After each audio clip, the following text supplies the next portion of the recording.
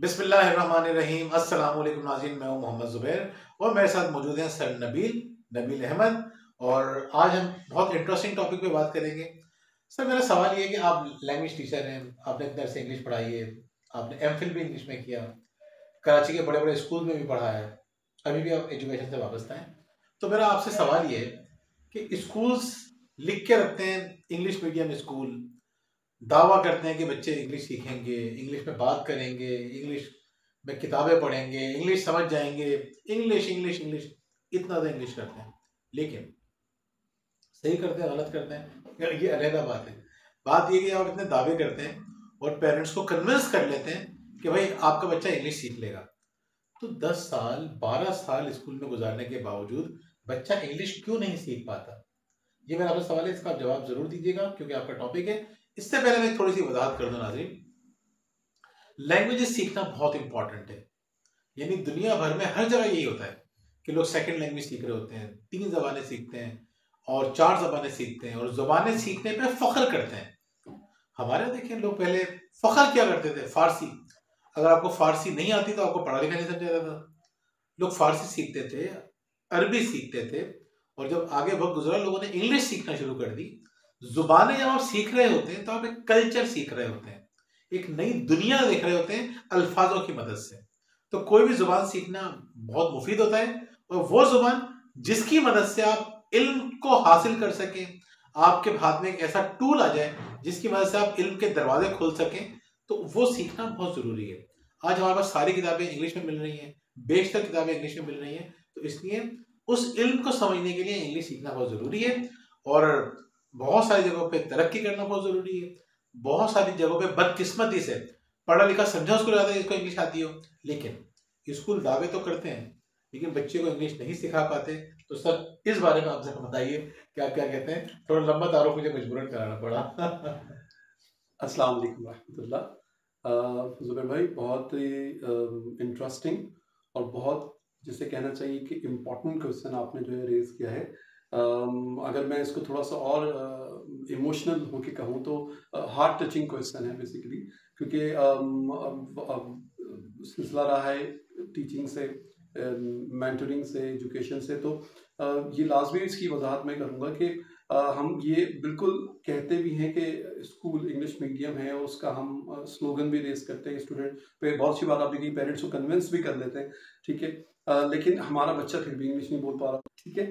तो इसका मतलब ये है कि यहाँ मैं इसके स्टडी से आगे बात को लेके चलता हूँ कि होता ये है कि चाहे वो प्रिंसिपल हो, चाहे वो हमारे पेरेंट हो, चाहे हमारी सोसाइटी हो, we expect from only English language teacher to create English speaking environment. क्योंकि किसी भी जबान को सीखने के लिए जुबैर भाई इस बात हम ये सोचते हैं कि बस ये टीचर है, इसी की जिम्मेदारी है, यही पढ़ाएगा, लैंग्वेज टीचर, और लेकिन होता कुछ और है। और जैसे कि हम जानते हैं कि किसी भी जबान को सीखने के लिए उसकी रिच लिसनिंग बहुत इंपॉर्टेंट रोल प्ले करती है। So whatsoever we listen, thatsoever we speak, ठीक है। यही वजह है कि हम लोग जब इस दुनिया में आते हैं तो हमारे बच्चे को अजान जो है सुनाई जाती है, तो listening plays very important role. अब हमारे स्कूल में क्या होता है कि एक इंग्लिश लैंग्वेज टीचर है जो 45 मिनट्स के लिए क्लास में आता है, एंड ही और she tries to talk in English. वो तो पूरी कोशिश करती है, करता है, ठीक है, लेकिन हमारा स्टूडेंट या हमारा बच्चा जो इन दी एंड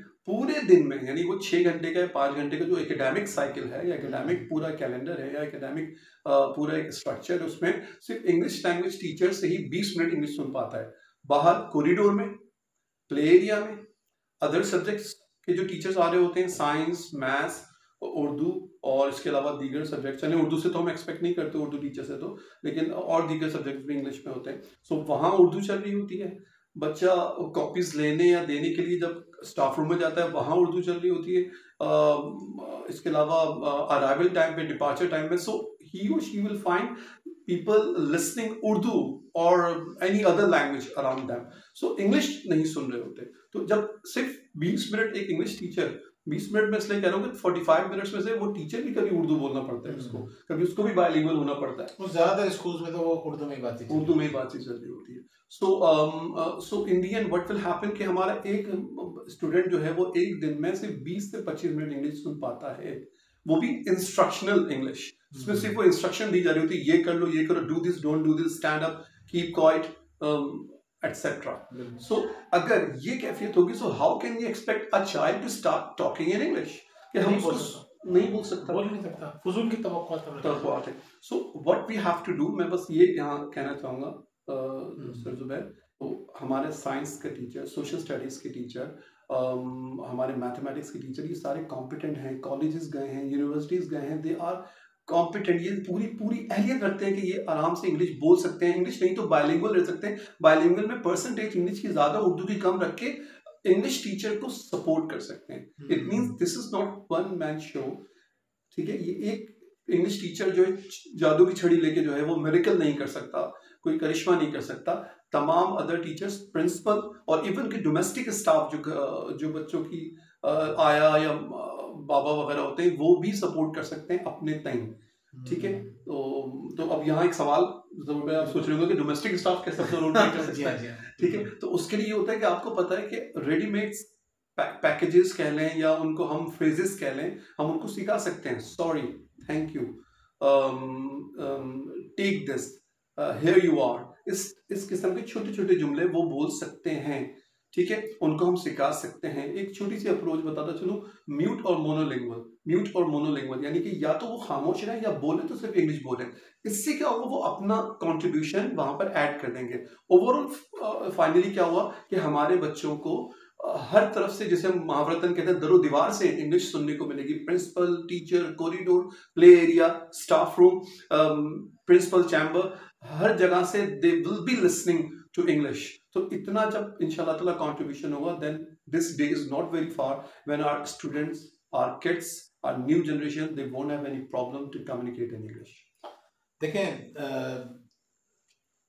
सर नबील इस मौजू पे बहुत ज़्यादा बोल सकते हैं, क्योंकि इस टॉपिक पे 6 दिन की फुल डे ट्रेनिंग करवाते हैं.